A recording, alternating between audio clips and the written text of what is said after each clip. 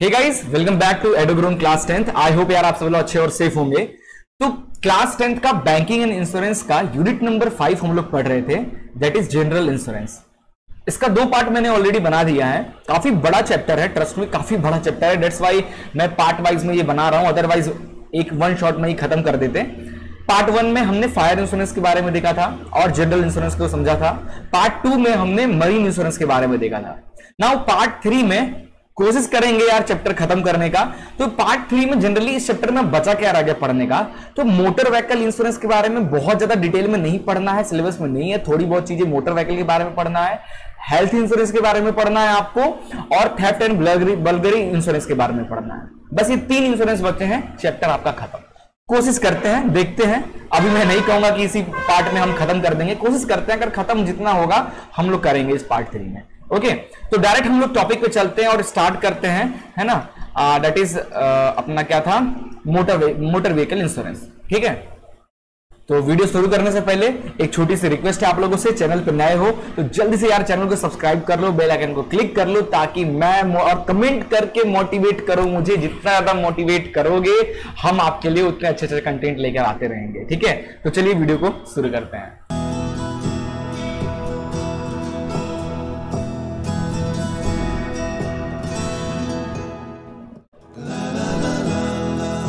So guys, part 3 में start हम करने जा रहे हैं मोटर व्हीकल इंश्योरेंस के बारे में। तो तेरी ये कहां पहुंच गया, पेंसिल लेना भूल गया मैं। ठीक है, ओके।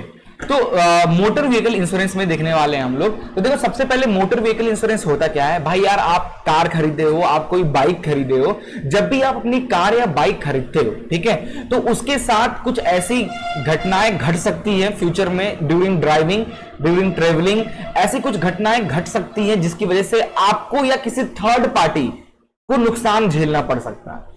जैसे क्या क्या, जैसे कि आप अपना 2 व्हीलर या 4 व्हीलर आप लिए और रोड पे चल रहे हो सकता है किसी दीवार से मतलब करके चला रहे हो तो किसी दीवार से ठुक गए, है ना, डिवाइडर पे चढ़ा दिए। ऐसी घटनाएं घट सकती है और जिसकी वजह से आपका जो व्हीकल है उसका काफी ज्यादा नुकसान हो सकता है ना। तो इस नुकसान से का अगर आप इंश्योरेंस नहीं करा रखे होगे तो यार अपने जेब से बहुत पैसा जाएगा, और अगर इंश्योरेंस वगैरह करा रखे होगे तो कुछ कंपनसेशन तो आपको मिल जाएगा जिससे अपनी गाड़ी सुधरवा लोगे।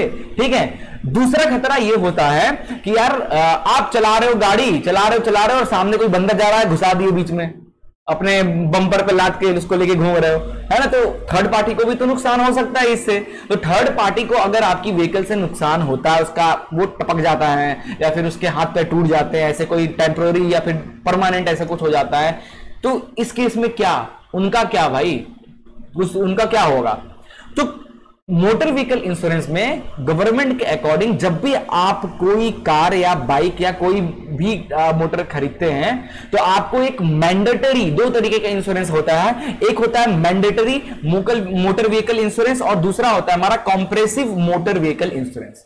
अब मैंडेटरी मोटर व्हीकल इंश्योरेंस में हमारा थर्ड पार्टी इंश्योरेंस आता है। अगर आपको इंडिया के रोड पे अपनी व्हीकल को चलाना है तो आपकी गाड़ी का थर्ड पार्टी इंश्योरेंस होना चाहिए। आपकी गाड़ी भले डैमेज हो जाए, आप मत लो उसका इंश्योरेंस, कोई दिक्कत नहीं, लेकिन आप सामने वाले को ठोक दिए हो ना और उससे उस बच्चे को टेम्पररी या परमानेंट कुछ दिक्कत आया है तो भैया अगर इंश्योरेंस, क्योंकि आप इसलिए कि मान लो यार मैं गरीब हूं, नहीं है मेरे पास पैसा, मैं किसी दूसरे की बाइक लेके जा रहा हूं और सामने वाले को उड़ा दिया, अब पुलिस मेरे को पकड़ी, बोलता है भाई उसका तो हाथ पैर टूट गया, तू पैसे दे। अब भाई मैं गरीब इंसान कहां से पैसा दूंगा, कहां से दूंगा, है ही नहीं मेरे पास, डाल दो जेल में, नहीं है पैसा तो कहां से दे। तो यार इससे तो सामने वाले का तो बड़ा नुकसान हो गया थर्ड पार्टी का, है ना। इसलिए सरकार मैंडेटरी करके रखी है, आप गरीब हो अमीर हो डजंट मैटर, अगर थर्ड पार्टी इंश्योरेंस है आपकी गाड़ी का और अगर आपकी गाड़ी से कोई थर्ड पार्टी ठुकता है तो भाई आपको देने की पैसे की जरूरत नहीं है। आपने जो इंश्योरेंस करा रखा वो इंश्योरेंस कंपनी उस कंपनसेशन उस थर्ड पर्सन को देगी। दैट्स वाई कुछ मैंडेटरी मोटर व्हीकल इंश्योरेंस होते हैं और दूसरा comprehensive, like first party insurance. First party यानी आपका व्हीकल है, आपने अपना इंश्योरेंस करा रखा है अपने व्हीकल का, अगर आपका व्हीकल डैमेज होता है तो उससे का कंपनसेशन ये फर्स्ट पार्टी इंश्योरेंस में आता है। थर्ड पार्टी में सामने वाला जिसको ठोकोगे उसको पैसा कंपनसेशन मिलेगा। ठीक है, तो ये सारी चीजें हैं। अभी हम जरा डिटेल में इसको देखते हैं। जो मैंडेटरी मोटर व्हीकल इंश्योरेंस जो है और कॉम्प्रिहेंसिव मोटर व्हीकल इंश्योरेंस है, जरा इसको हम लोग देखते हैं। ठीक है, तो देखो in India it is mandatory or required by law for every owner or operator of a motor vehicle to take insurance that provide for payment of compensation to a third party who dies or suffer injuries due to an accident caused by said motor vehicle। है ना, बंदा कहीं मस्त road पे टहलता हुआ जा रहा है, आप मस्त अपनी व्हीकल लेकर आए, है ना, ये लेकर आए और भैया ठोक दिए, इसको ठोक दिए, भैया इसका तो हो गया कांड, इसका कंपनसेशन तो देना पड़ेगा ना। अगर ये परमानेंट डैमेज हो गया, मतलब चल बसा, तो फिर ये अनलिमिटेड, जितना हो सकता है अनलिमिटेड डिमांड कर सकता है कंपनसेशन का आपकी इंश्योरेंस कंपनी से। और अगर टेम्पोररी डैमेज है तो उसका जो भी हॉस्पिटल का जो खर्चा आएगा वो कंपनसेशन आपकी इंश्योरेंस कंपनी देगी। और इंश्योरेंस नहीं करा रखे हो तो पूरी पब्लिक घेर के तुमको कूचेगी दम भर, है ना, दम भर दमादम देगी, है ना, और पैसा निकाल के दो, और पैसा नहीं है तो बस जेल की हवा खाओ, है ना। लेकिन बेचारा इसका तो नुकसान हो गया, है ना।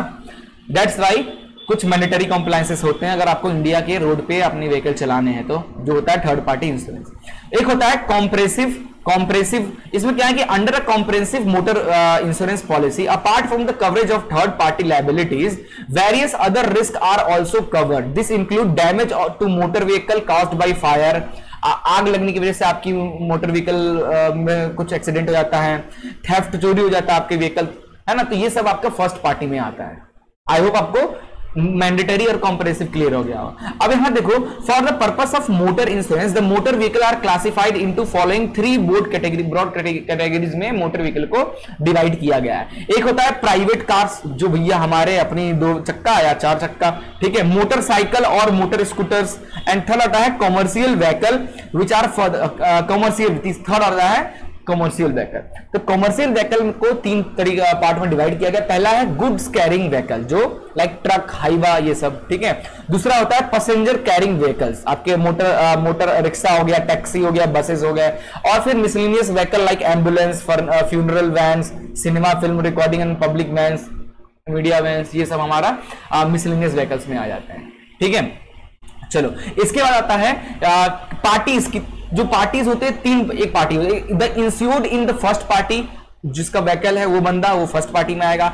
सेकंड पार्टी कौन होती है? सेकंड पार्टी आपका इंश्योरेंस कंपनी वाली होती है। और थर्ड पार्टी जिसको आप ठोक दियो, जैसे ये आप हो, मान लो ये मैं हूं, तो ये मैं फर्स्ट पार्टी है, ये मैं फर्स्ट पार्टी हूं। मैंने एक इंश्योरेंस करा रखा है, मैंने एक इंश्योरेंस करा रखा है XYZ कंपनी से, ठीक है। तो ये जो XYZ कंपनी है ये हमारा सेकंड पार्टी कहलाएगी। और ये थर्ड पर्सन है, ये होता है थर्ड पर्सन जिसको हम ठोक ठाक के डैमेज कर दिए, ठीक है। क्लियर हुआ? तो थर्ड पार्टी इंश्योरेंस क्यों नाम है। अब कुछ मैंडेटरी मोटर व्हीकल के बारे में, वैसे तो मैंने डिटेल आपको बता ही दिया है, क्या दोबारा ये पैराग्राफ पढ़ने का कोई मतलब ही नहीं है। कुछ छोटी मोटी चीजें लिखी है, आप स्क्रीन में देख लो, अदरवाइज टेलीग्राम पे नोट्स अपलोड कर दिया हूं, जाके डाउनलोड करके एंजॉय कर सकते हो। तो आई होप आपको मैंडेटरी मोटर व्हीकल इंश्योरेंस के बारे में क्लियर हो गया होगा, है ना। और उसके बाद आपको कॉम्प्रेहेंसिव इंश्योरेंस के बारे में भी क्लियर हो गया होगा। अब कॉम्प्रेहेंसिव इंश्योरेंस में क्या क्या चीजें थोड़ा डिटेल में देख लेते हैं। लाइक आपकी व्हीकल फायर की वजह से एक्सप्लोड हो जाती है, सेल्फ इग्नाइट हो जाती है, लाइटनिंग की वजह से चोरी हो जा रही है कुछ वगैरह, रियोट और स्ट्राइक में खत्म हो जा रहा है, अर्थक्वेक की वजह से गायब हो जा रही है, flood, storm, cyclone, hurricane, Tempest, इनकी वजह से कुछ प्रॉब्लम हो रही है, एक्सीडेंटल एक्सटर्नल हो रहा है, मिसलेनियस टेररिज्म एक्ट कुछ हो रही है आपकी गाड़ी के साथ, लैंडस्लाइड, रॉक स्लाइड, इन सब डैमेज को कवर करती है फर्स्ट पार्टी इंश्योरेंस। सारे के सारी चीजों को कवर करेगी, यही होता है कॉम्प्रिहेंसिव इंश्योरेंस, ठीक है। चलो, ये चीज तो क्लियर हो गया होगा आपको। इसके बाद बस आपके सिलेबस में मोटर व्हीकल इंश्योरेंस को लेकर इतनी ही सारी चीजें थी, इससे ज्यादा कुछ है नहीं, ठीक है। उसके बाद हम हेल्थ इंश्योरेंस पे आएंगे, बट इससे पहले मैं ऐसे ही सर्च करा था इंटरनेट पे और मैं एक वेबसाइट पे पहुंचा।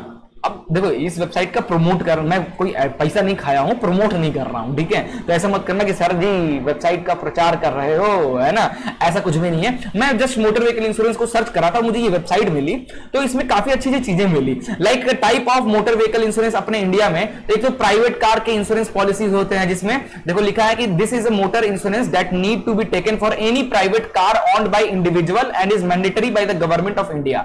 इंश्योरेंस कराना मैंडेटरी होता है, जो भी आपकी प्राइवेट व्हीकल है चाहे कमर्शियल व्हीकल। और है ना, दूसरा होता है प्राइवेट कार इंश्योरेंस, फिर होता है टू व्हीलर इंश्योरेंस पॉलिसी। ये भी हम इसमें भी जैसे है first two wheeler covered against damage from accident, disaster, fire, theft etcetera, और इसी साथ थर्ड पार्टी का भी इंश्योरेंस कंपलसरी रहता है इसमें।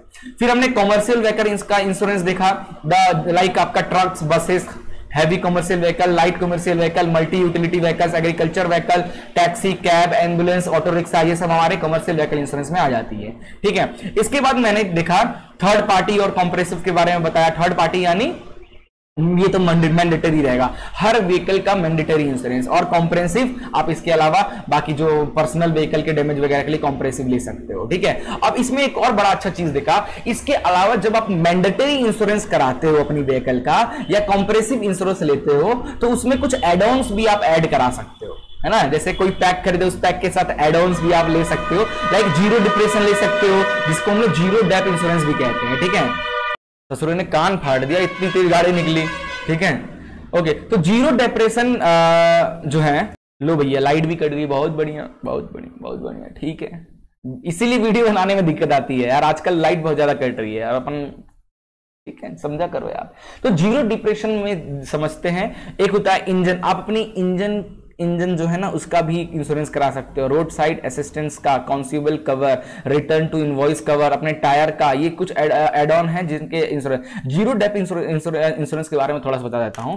देखो यार, मान लो आप भी जब भी आप कोई गाड़ी खरीदते हो, है ना, आपने मान लो कॉम्प्रेसिव इंश्योरेंस ले रखा है या मैंडेटरी ले रखा है, उसमें आप जीरो डेथ एड ऑन करा लीजिए। जब भी कोई नई गाड़ी खरीदते हो 5 साल तक का, स्टार्टिंग में 5 साल का जीरो डिप्रेशन होता है। ठीक है, अब जैसे जैसे गाड़ी पुरानी होती जाती है, गाड़ी में कुछ ना कुछ डिप्रेशन या डैमेज या स्क्रैचिंग ये सब आने का चांसेस बढ़ते जाते हैं। जाहिर सी बात है यार, 1 साल बच गए, 2 साल, तीसरे साल में कहीं तो घसीट दोगे अपनी गाड़ी, कुछ तो डैमेज होगा ही ना। तो जीरो डेथ अगर आपका एड ऑन आपके इंश्योरेंस के साथ ऐड है, तो जो खर्चा होता है ना, मान लो आपकी गाड़ी में कुछ अच्छा खासा स्क्रैच आ गया एक्सीडेंट की वजह से, कुछ अच्छा खासा स्क्रैच आ गया और जीरो डेथ आपका है ना, तो उसका जो भी है, जैसे साल आपने 5 साल करा रहा था, तो 5 हर मतलब 1 साल अभी आपकी अगर एक्सीडेंट होता है, ऐसा कुछ स्क्रैचेस वगैरह नॉर्मल ऐसे कुछ खरोच वगैरह आती है, तो जीरो डेथ में आपको मान लो बोलेगा 100% देगा, अगले साल उसकी वैल्यू थोड़ी कम हो जाती है, 80% देगा, फिर अगले साल और कम हो जाएगा, अगले साल और कम हो जाएगा। बट जीरो डेथ डिप्रेशन बहुत मतलब एड ऑन में जितनी भी मोटर व्हीकल्स होते हैं ना, जो भी लोग कराते हैं जीरो डेथ जरूर ही कराते हैं। स्टार्टिंग में 5 साल तो आपको ये मिलता ही है। ठीक है, तो आप इसको क्लेम करते रहो, इसका प्रीमियम भरते रहो, और अगर आपकी गाड़ी में कोई स्क्रैचिंग आ जाना या ऐसे छोटे मोटे एक्सीडेंट होके थोड़ा साइड का गेट पचक जाना, बम्पर उखड़ जाना, तो अगर आपको 100 रुपए का खर्चा आ रहा है, तो 100 में से 70 रुपए या 80 रुपए आपको वो इंश्योरेंस जीरो डेथ के तहत आपको मिल जाएगा। इसमें एक और अच्छा फायदा है, कंपनी का फायदा भी इसमें होता है। कंपनी का फायदा ये होता है, कंपनी आपको एक बोनस भी प्रोवाइड करती है। अगर 5 साल का आपने जीरो डेथ इंश्योरेंस करा रखा है, एड ऑन आपके इंश्योरेंस में है, तो मान लो पहले साल में आपने स्क्रैच नहीं करा, मान लो 30,000 का आपने कराया है और गाड़ी ठोक के 40,000 का नुकसान, तो 10,000 एक्स्ट्रा आया ना उनके जेब से, कंपनी के तो नुकसान में आएगी। तो इसीलिए ऐसा ना हो, कंपनी ऑफर देती है कि अगर आपका मान लो 5 साल का, पहले साल में आपने कोई भी एक्सीडेंट नहीं हुआ, तो कंपनी का पैसा तो बचा ना, इंश्योरेंस कंपनी का उसका पैसा तो बचा। तो अगर आपने फर्स्ट ईयर में आपकी गाड़ी कोई भी दिक्कत नहीं है, कोई भी इंश्योरेंस क्लेम नहीं कराया, तो जब सेकंड ईयर में रिन्यू करोगे उसको, तो क्या होता है, कुछ 20-30% कम प्रीमियम देना पड़ता है। उस साल भी अगर आपने नहीं एक भी डैमेज क्लेम किया है, थर्ड ईयर में आपको 30-40% और आपको company as a bonus provide करती है, कम पैसा देना होता है प्रीमियम। ठीक है ना। चलो, आई होप थोड़ी बहुत चीज़ें ये सब समझ में आ गया होगा। अच्छा लगा वेबसाइट के में, ये जनरल इंश्योरेंस वाली वेबसाइट है, अब इंश्योरेंस वगैरह कराती है, तो मैं देख रहा था तो मुझे अच्छा लगा, तो सोचा आपके साथ शेयर कर दिया जाए, है ना। नेक्स्ट है हेल्थ इंश्योरेंस। ठीक है, हेल्थ इंश्योरेंस के बारे में जरा देखते हैं। देखो, हेल्थ इंश्योरेंस समझ में आना, लाइफ इंश्योरेंस और हेल्थ इंश्योरेंस में डिफरेंस वही है। लाइफ इंश्योरेंस को कंबाइन मत कर देना, इससे थोड़ा बहुत है रिलेट कर सकते हो। ठीक है, so the health insurance is an insurance against the risk of covering medical expenses among individuals. ठीक है, देखो लाइफ इंश्योरेंस में आपके लाइफ पे अगर कोई खतरा आता है, उस केस में कंपनी कंपनसेशन देती है, that is life insurance. Health insurance में आपके मेडिकल एक्सपेंसेस, अगर आप बीमार पड़ते हो, हॉस्पिटल में एडमिट होते हो, जो खर्चा आता है, आपका कोई हार्ट का ऑपरेशन होने वाला, किडनी का ऑपरेशन होने वाला, एडमिट हो गए, उससे जो खर्चा, वो कंपनसेशन उसकी देगी। ठीक है, यहाँ पे मरने पे नहीं मिलता है। Okay, so health insurance is an insurance against the risk of covering medical expenses among individuals With medical cost on the rise and increased awareness about health related issues, a large number of people opt for health insurance cover. Health insurance has become one of the most important insurance policies that people opt. ठीक है, a health insurance cover help in reducing the burden of medical bill and expenditure. तो यार आजकल के जमाने में life insurance से ज्यादा लोग हेल्थ इंश्योरेंस कराते हैं। रीजन क्या है यार, इतनी गंदी गंदी चीजें खा रहे हो, फुल्की चाट पता नहीं क्या क्या बाहर की चीजें खा रहे हो, एक तो साइड इफेक्ट वाली चीजें, सब्जियां भी आजकल सुई लगा हुआ आ रही हैं, है ना। तो यार क्यों हेल्थ में आजकल देखो ना, हर घर में कोई ना कोई हर महीने बीमार पड़ता है ना। और आप कितना भी कमाते हो यार, अगर हेल्थ आपके घर में हेल्थ सही नहीं है ना, तो सारा पैसा लॉस होता जाएगा।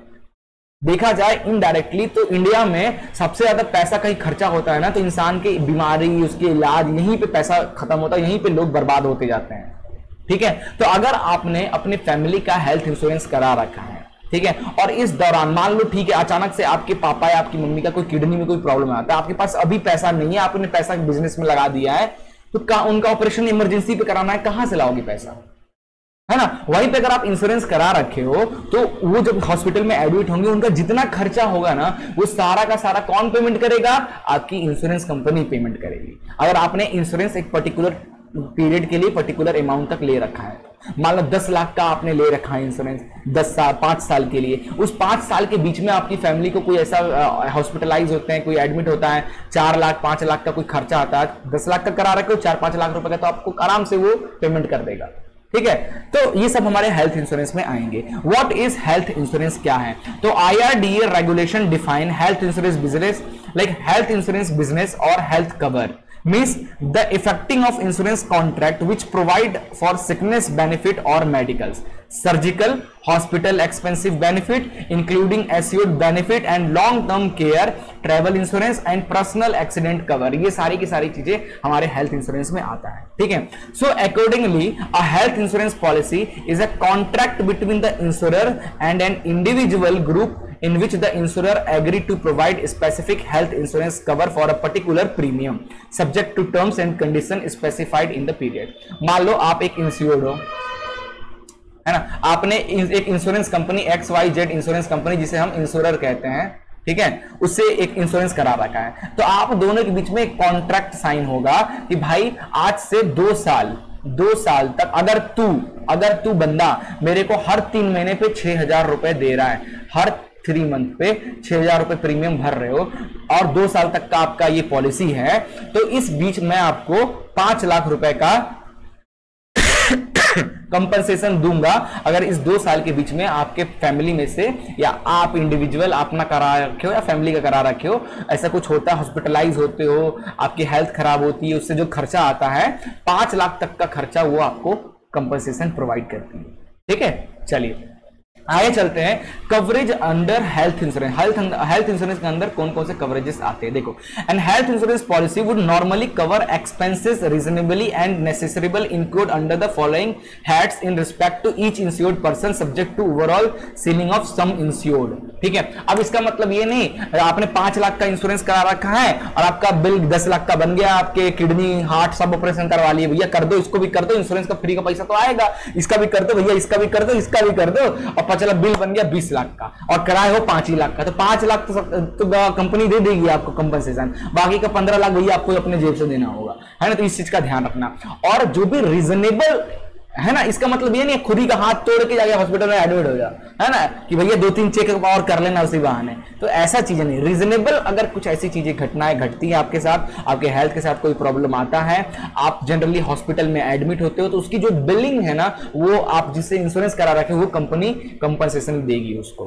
ठीक है, आगे बात करते हैं। Thus, all the expenses include as a part of treatment, अगर आपके पूरे ट्रीटमेंट के दौरान जितने भी एक्सपेंसेस होते हैं या आप हॉस्पिटलाइज होते हो, उस सारे का सारा कवर कौन करेगा, आपका इंश्योरेंस कंपनी करेगा आपकी पॉलिसी के अकॉर्डिंग। ठीक है, it is with in the policy, वो भी कभी तक जब तक पॉलिसी पीरियड है तब तक, और एक्सपेंसेस जो है वो कवर्ड करेगा जो आपका फिर पॉलिसी ले रखे हो 5 लाख का, तो 5 लाख का तक ही 10 लाख का रेट, 10 लाख तक का, 1 करोड़ का लियो तो 1 करोड़ तक का हेल्थ पॉलिसी। ठीक है, now in a health insurance policy the following may be covered. जैसे रूम, और आप किसी आप हॉस्पिटल में जाके एडमिट होते हैं तो जो भी रूम लिए रहते हैं उस रूम का डेली का भाड़ा लगता है, रेंट लगता है, तो वो रूम का boarding expenses, nursing expenses, fees of surgeon, anaesthetist, physician, consultant, specialist, ये जितने होते हैं इनकी फीस हो गया, एनेस्थेसिया, ब्लड लिए ऑक्सीजन लगा है आपको, operation theatre charge, surgical appliances, medicine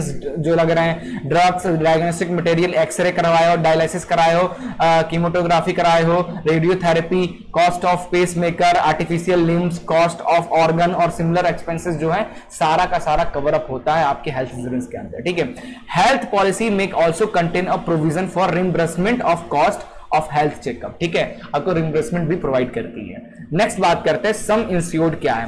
सम इंश्योर्ड पता है भाई, अगर आपने 2 साल का कोई प्रीमियम ले रखा है जिसमें 5 लाख रुपए तक का वो आपको कवर प्रोवाइड करेगा, है ना, तो आपका सम इंश्योर्ड वैल्यू क्या हो गई, 5 लाख की हो गई।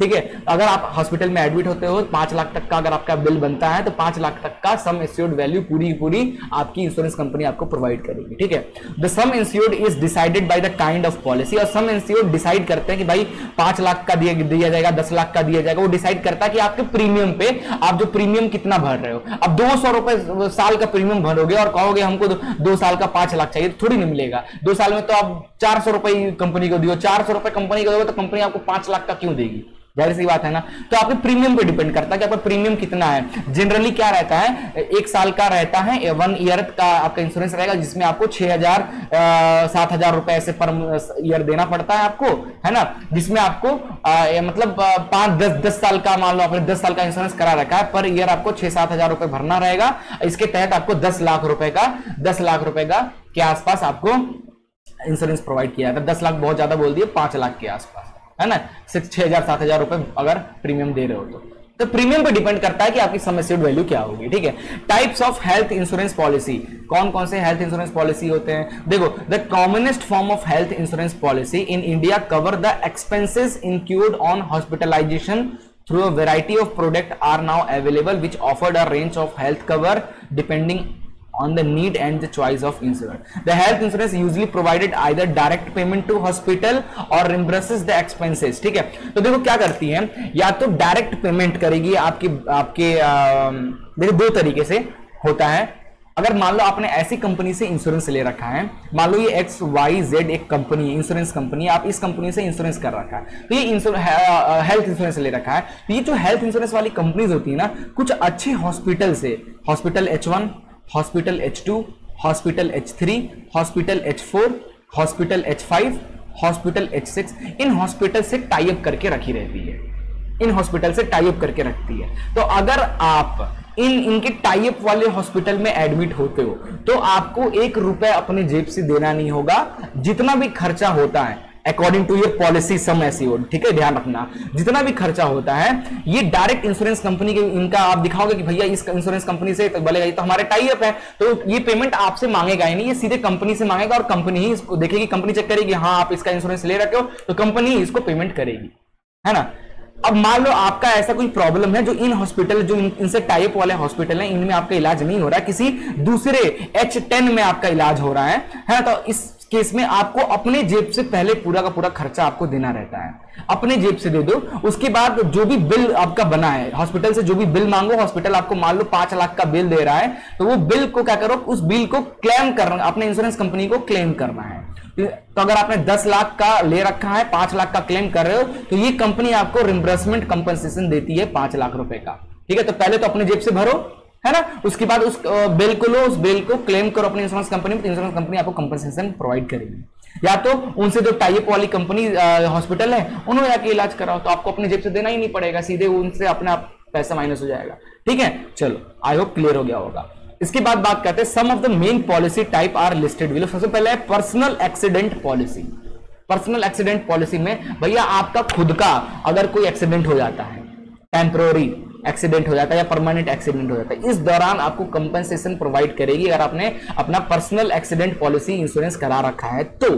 ठीक है, तो this policy is basically design to offer compensation to the insured person के लिए, जनरली सिंगल पर्सन के लिए डिजाइन किया गया है, हु सफर बॉडली इंजरी है ना, as a result of accident which is external, violent या विजिबल, हेंस डेथ और injury due to any illness और disease is not covered by the policy. क्योंकि ये लाइफ इंश्योरेंस में डेथ जो है वो देखा जाता है, ठीक है, या परमानेंट जो है।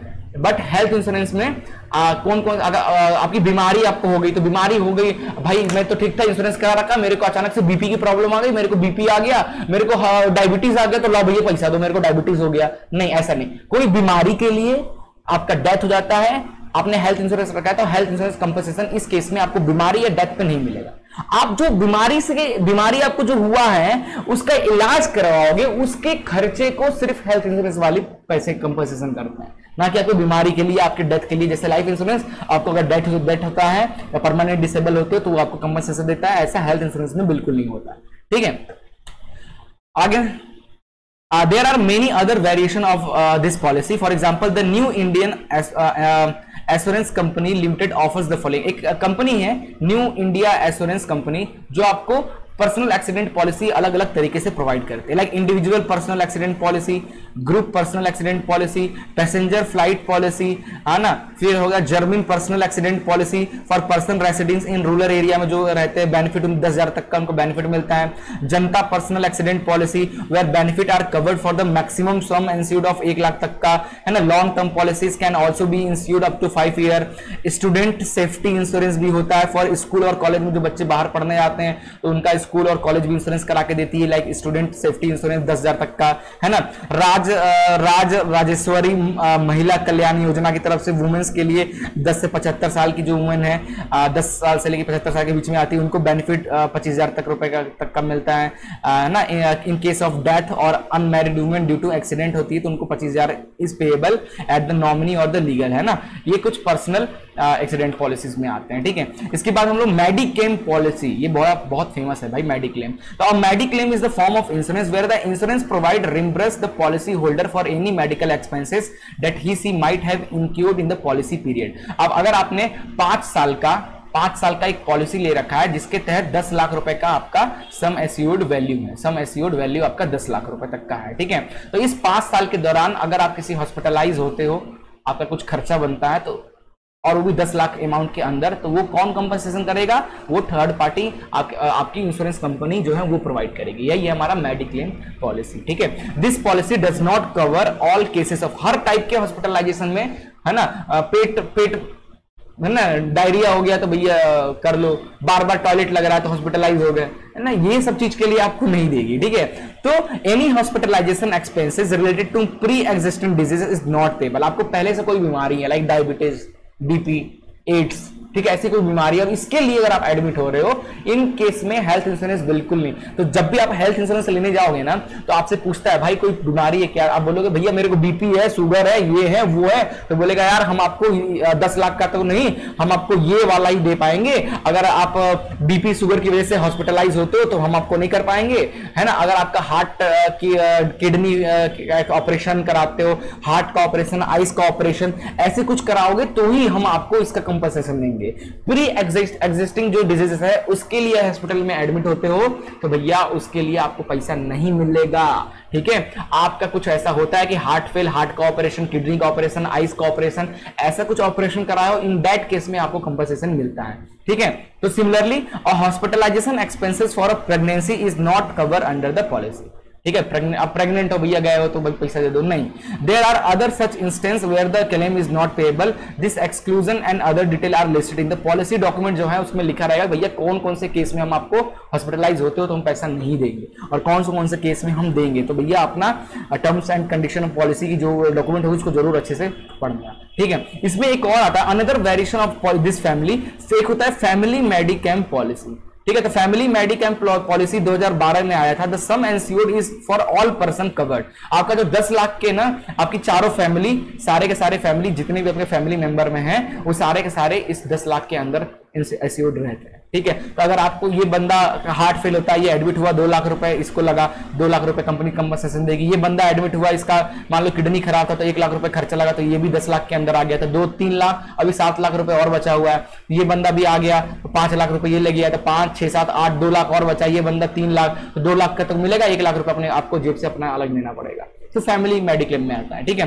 Floater health insurance policy, floater है जैसे हम लोग मैरीन में पढ़े थे उसी तरीके से यहां भी है। फ्लोटर हेल्थ इंश्योरेंस पॉलिसी में क्या होता है, अगर family floater is one single policy that takes care the hospitalisation expenses of the entire family. जैसे मैंने अभी बताया था वो एक तरीके फ्लोटर है, आपने 10 लाख रुपए का 5 साल के लिए 5 साल के लिए आपने एक प्रीमियम पॉलिसी ले रखा है, फ्लोटर है ना। अब आपकी फैमिली में मान लो कितने मेंबर हैं, 6 मेंबर हैं, 6 मेंबर है, 1 2 3 4 मेंबर है। इन 4 में मान लो ये मेंबर एडमिट हुआ तो 2 लाख रुपए यहां निकल गया, ये मेंबर एडमिट हुआ तो 3 लाख यहां निकल गया, ये मेंबर एडमिट हुआ तो 4 लाख यहां निकल गया, ये मेंबर एडमिट हुआ तो 5 लाख रुपए यहां निकल गया। तो 5 4 9 10 11 12 13 14 टोटल 14 लाख रुपए का खर्चा हुआ है आपको एक साल के अंदर। मान लो ऐसा कुछ घटना है आपकी फैमिली के साथ घट जाती है तो आपने तो 10 लाख का ही करा रखा है, तो 10 लाख रुपए तो आपको कंपनी दे देगी, बाकी का जो एक्स्ट्रा 4 लाख रुपए है वो आपको अपनी जेब से देना होगा।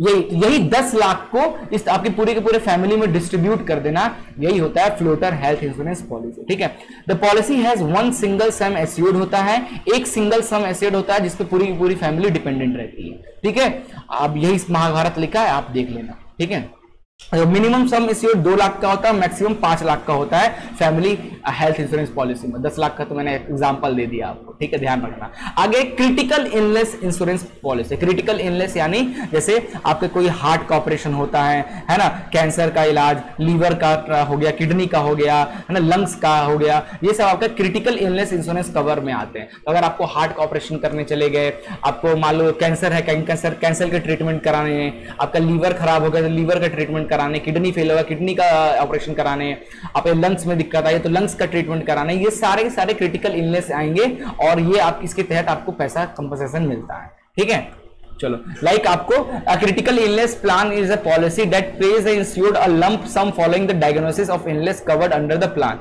Critical illness plan often cover disease like cancer, organ transplant, heart attack, stroke, renal failure, paralysis और अमंग अदर, इन सब केसेस में आपको मिलता है। ठीक है, now group health insurance policy क्या होता है, लाइक किसी कंपनी में ज्यादातर ये जो बड़ी बड़ी ऑर्गेनाइजेशन होती है वो अपने इंप्लॉयज के लिए ग्रुप हेल्थ इंश्योरेंस पॉलिसी कराती है, अपने जितने इंप्लॉयज हैं उनके लिए कराती है। ठीक है, तो ये group health insurance policy is available to any group, association or institution, corporate body of more provided it has a central administration point and subjected to a minimum number of person to be covered. The group policy is insured in the name of group association और इनके नाम से रहता है। Like आप अगर XYZ company में काम करते हो, कंपनी में प्राइवेट लिमिटेड में काम करते हो, XYZ नाम से आपकी इंश्योरेंस चलेगी और जब तक उस कंपनी में हो तब तक वो इंश्योरेंस चलेगा। उस दौरान आपको अगर कोई दिक्कत आता है तो कुछ प्रॉब्लम आता है, हॉस्पिटलाइज होते हो, इंश्योरेंस कंपनी आपको पूरा का पूरा खर्चा आपकी कंपनी देगी, आपकी कंपनी को आपका इंश्योरेंस कंपनी जो है वो देगा। और इसमें खर्चा बड़ा कम होता है, कंपनी एक साथ 100 लोग 200 लोग का इंश्योरेंस कराती है तो प्रीमियम बहुत कम कंपनी को भरना पड़ता है एज कंपेयर टू सिंगल। ठीक है, ये कुछ फायदे भी हैं उसके, आप स्क्रीन पे देख लो, पढ़ लेना। ठीक है, नेक्स्ट है overseas medical policies. Overseas medical policies क्या होती है, फॉर एग्जांपल आप फ्लाइट में एक जगह से दूसरी जगह पे जा रहे हो, ट्रेन में एक जगह से दूसरी जगह पे जा रहे हो, अपनी कार लेके एक जगह से दूसरी जगह जा रहे हो, इस दौरान कोई इलनेस, कोई ऐसे घटनाएं घटती हैं आपके साथ, तो इसका कंपनसेशन भी आपको, अगर आपने करा रखा है ओवरसीज मेडिकल पॉलिसी तो आपकी हेल्थ इंश्योरेंस कंपनी आपको इसका कंपनसेशन देगी। ठीक है, यही चीज है। देखो, medical expenses incurred by the insured person outside India as direct result of bodily injuries caused और सिकनेस, और आप इंडिया के बाहर जाते हो जनरली, है ना, ओवरसीज मिला है जनरली, इंडिया के बाहर जाते हो, इंडिया में आपने कोई हेल्थ इंश्योरेंस करा रखा है और आप ज्यादातर रहते हो इंडिया के बाहर रहोगे, वहां पे अगर आपके हॉस्पिटल में कोई दिक्कत आता है तो उसका आप पहले तो अपनी जेब से दो, फिर उसको आके आप क्लेम करोगे तो वो पैसा आपको इंडिया के थ्रू मिल जाएगा। ठीक है, एलिजिबिलिटी क्या है कि इंडियन रेसिडेंट आप होने चाहिए, भले आप दूसरे देश में जाके रह रहे हो बट इंडियन रेसिडेंट आपका होना चाहिए, बिजनेस एंड ऑफिशियल पर्पज से आप बाहर गए हो, हॉलिडे पर्पस पे गए हो, अकम्पनिंग स्पाउस या children of the person who is going abroad will be treated, foreign national working के लिए बाहर काम करते हो, इस केसेस में अगर आप बाहर गए हो तो ये एलिजिबल हो।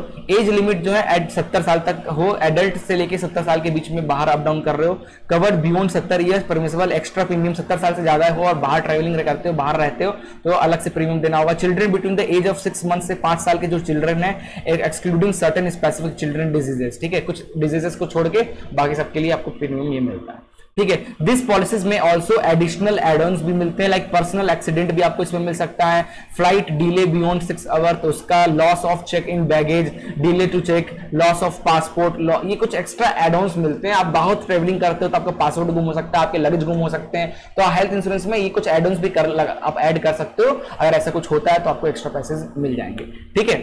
चलो, तो सीनियर सिटीजन मेडिक्लेम पॉलिसी, और इसके साथ हमारा डेट इज ये वाला टॉपिक हेल्थ इंश्योरेंस खत्म हो जाएगा।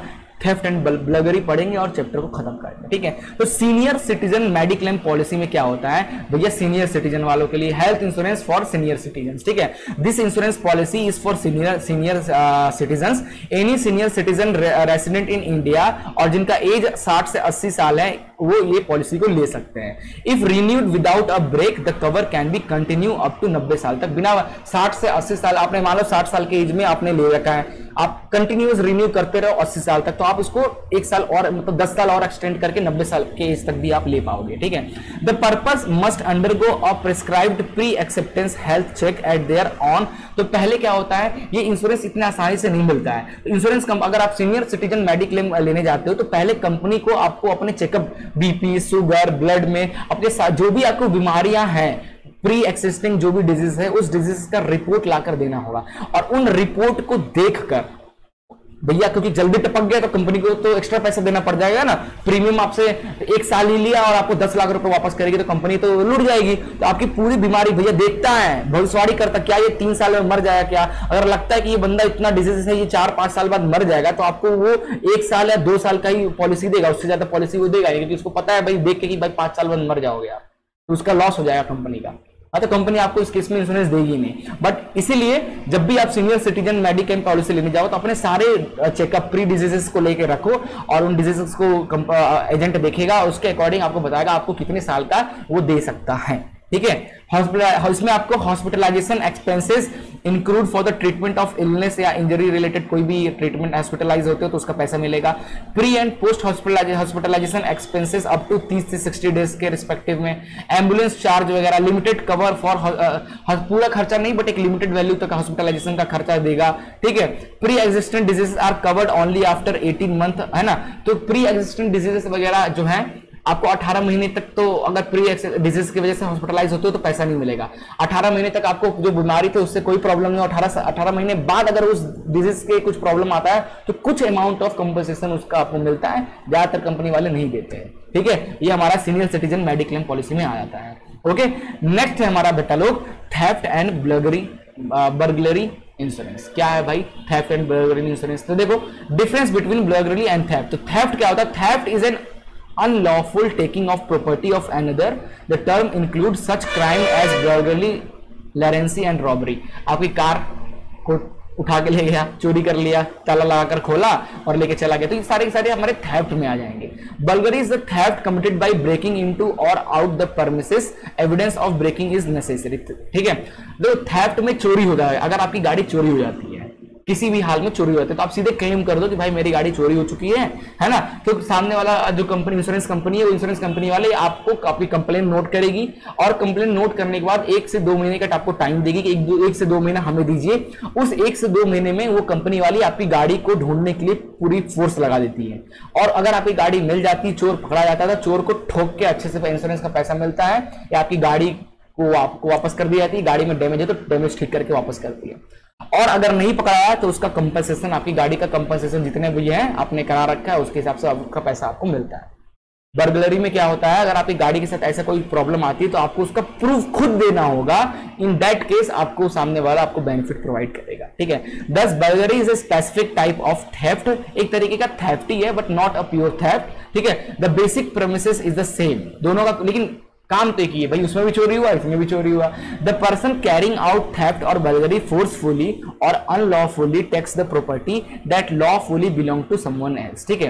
बर्गलरी एंड थेफ्ट इंश्योरेंस का, theft insurance contract cover losses from burglary, robbery और अदर फॉर्म ऑफ थेफ्ट में आ जाएगा, ठीक है। अगर आपकी गाड़ी कोई जबरदस्ती उठा कर ले जाता है, चोरी हो जाता है, या किसी वजह से लेके जाता है, तो उस केस में आपको मिलेगा, ठीक है। This policy is generally provided for indemnity against loss of both business assets और personal asset for the insurance, ठीक है। इस केस में प्रोवाइड कराया जाता है आपको, ओके अब losses covered under burglary and theft कौन कौन से, तो लॉस और damage to the insured property due to चोरी के दौरान अगर आपकी प्रॉपर्टी में कोई डैमेज आता है उसके लिए आपको पैसा मिलेगा। Damage to premises caused by burglary during the burglary और अटेम्प्ट द बर्गलरी, अटेम्प्ट कर रहा है उस टाइम पे आपकी गाड़ियों में स्क्रैच आ जाना, आप पकड़ लिए ऐसा, उसका भी कंपनसेशन मिलेगा। The policy can be extended to cover riot strike malicious damage, ठीक है, अगर आपकी गाड़ी किसी दंगे में फंस गई, वहां पे किसी ने फोड़ दिया, तो इस केस में भी आपको पैसे मिल जाएंगे, ठीक है। आगे बात करते हैं एक्सक्लूजन फ्रॉम द पॉलिसी, कौन कौन से केस में आपको पैसे नहीं मिलेंगे, तो acts involving the family member और एम्प्लॉय ऑफ द इंश्योर्ड, ठीक है, अगर आपका कोई फैमिली मेंबर इन्वॉल्व होता है चोरी करने में आपकी गाड़ी को, ठीक है, ताकि पैसा मिल जाए, है ना, या आपके किसी कंपनी का कोई आपका एम्प्लॉय जो ऐसे करता है, इस केस में आपको पैसा नहीं मिलेगा, ठीक है। Due to war, prelims, riot और स्ट्राइक, नेचुरल क्लैमिटीज और न्यूक्लियर नेचुरल एक अर्थक्वेक वगैरह से गाड़ी डैमेज हो जाती है, रायोट या स्ट्राइक की वजह से, है ना, या न्यूक्लियर बम गिरने से आपकी गाड़ी, इस केस में भी आपको ये पैसा नहीं मिलेगा। फिर इस लाइन में तो कह रहा था, इस लाइन में आपको एक एड ऑन एक्स्ट्रा प्रीमियम देना होगा, अगर आपको पता है कि आप वॉर जोन में रहते हो और आपकी गाड़ी के साथ ऐसा कुछ हो सकता है, तो आप एक एक्स्ट्रा प्रीमियम भरो, एड ऑन ऐड करो, जिसकी वजह से अगर ऐसा कुछ होता है, war, riot, strike, natural calamities की वजह से गाड़ी खराब होता है, कुछ होता है, तो उसका नुकसान कंपनी देगी। बट जनरली अगर आपने एड ऑन नहीं ले रखा है तो इस इंश्योरेंस के तहत आपको नहीं दिया जाएगा, ठीक है। For item stolen from a safe using a key और duplicate key unless it is obtain by violence और थ्रेट, इस केस में भी नहीं दिया जाएगा, ठीक है। Extended of indemnity, actual loss damage to insured property caused by burglary and house breaking, ठीक है। मान लो आपका सम एश्योर्ड 10 लाख रुपए का था, 10 लाख रुपए का सम एश्योर्ड करा रखे हो और आपकी गाड़ी थी 15 लाख रुपए की, तो आपको 10 लाख रुपए ही दिया जाएगा, ना कि 15 लाख दिया जाएगा, ठीक है। तो ये कुछ चीजें यहाँ पे हैं, ओके। बाकी तो चैप्टर आई होप खत्म ही हो गया है, तो भैया यहाँ पे होता है चैप्टर खत्म, ठीक है। बस आज के लिए इतना ही, पार्ट टोटल 3 पार्ट लगे, 3 पार्ट में फाइनली हमने इस चैप्टर को कवर अप कर लिया।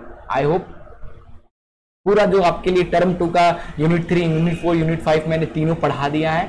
अच्छे से वीडियो देखो, चीजें समझने की कोशिश करो, बहुत अच्छे से आप एग्जाम में लिख पाओगे।